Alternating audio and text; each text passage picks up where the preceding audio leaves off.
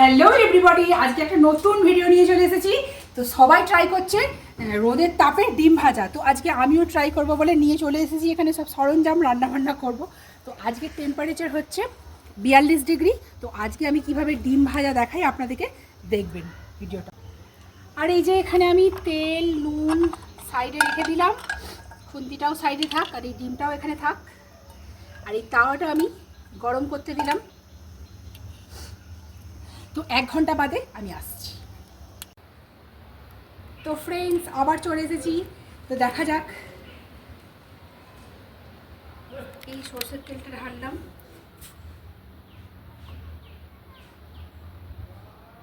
বাবা কি তাতা হয়ে গেছে, কি তাতা ফ্রেন্ডস। তেলটাও মনে হয় গরম হয়ে গেছে।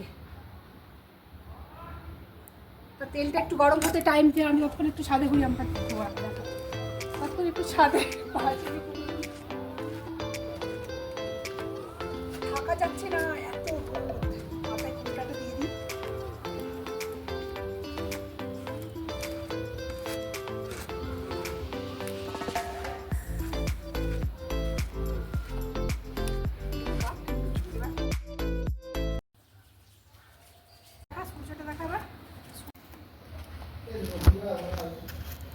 তো দেখা যাক, তেলটা এবার গরম হয়ে গেছে।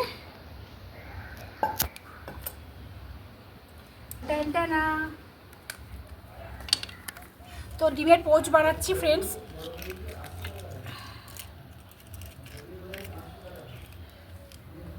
তো দেখা যাক, হাত পুরো মাখামাখি হয়ে গেছে। এই দেখুন ফ্রেন্ডস, কি সুন্দর সাদা সাদা হয়ে গেছে। দেখুন ধারগুলো দেখছেন, এই দেখুন আস্তে আস্তে কিন্তু সাদা সাদা হচ্ছে।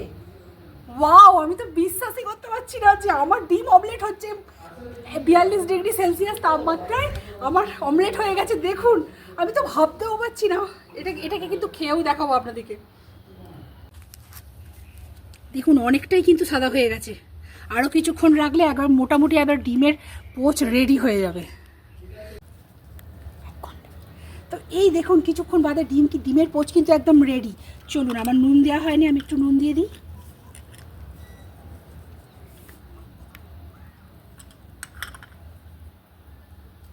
তো আমরা সাধারণত ডিমের পোচটা খাই না, ডিম ভাজাটাই খাই।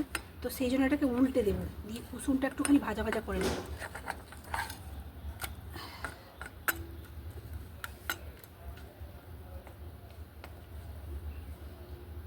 তো এটা একটু ভাজা ভাজা হোক, তারপরে খাবো, খেয়ে দেখাবো আপনাদেরকে।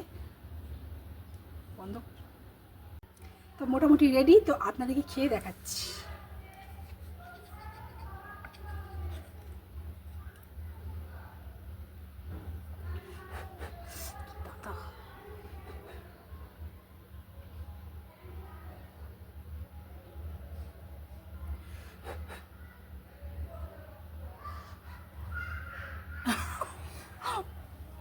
দারুণ হয়েছে।